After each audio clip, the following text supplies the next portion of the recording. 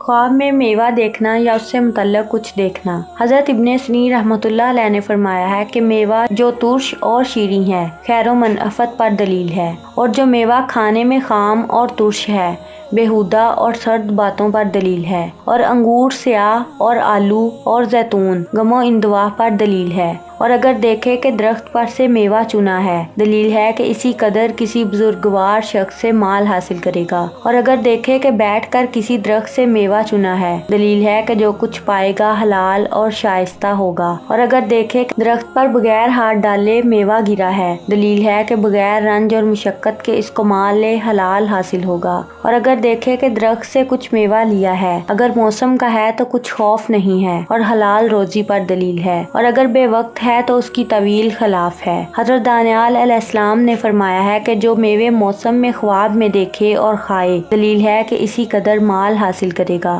اور اگر میوے اپنے وقت پر نہیں ہیں دلیل ہے کہ اس کا مال گندا ہوگا، اور ہر میوے کی طویل درخت کی طرف رجوع کرتی ہے خواہ نیک ہو خواہ بد ہو، اور زرد میوے سائے ترنج اور بہی اور زرد آلو کی بیماری پر دلیل ہے کیونکہ ان تینوں کی طویل میں نقصان نہیں ہے، اور خشک میوے غم و اندواہ پر دلیل ہے، اور تر پکے ہوئے شیریں اور اپنے موسم کے میوے روزی حلال پر دلیل ہے، اور خواب میں خام اور بے مزہ میوے مال حرام اور اندواہ اور مصیبت پر دلیل ہیں، اور اگر دیکھے کہ اس نے گرما کا میوہ سرما میں کھایا ہے تو دلیل ہے کہ بیمار پڑے گا۔ حضرت ابراہیم کرمانی رحمۃ اللہ علیہ نے فرمایا ہے کہ خواب میں شیریں میوہ اگر بے وقت دیکھے تو غم و اندواہ پر دلیل ہے، اور اگر گلوگیر میوہ بے وقت کھائے تو کاموں کی بستگی اور تنگی عیش پر دلیل ہے۔ حاصل یہ ہے کہ جو میوہ سبز اور تر اور خوشبودار اور شیریں ہے اس کی طویل خیر اور منفعت ہے۔ حضرت اسماعیل اشعث رحمۃ اللہ علیہ نے فرمایا ہے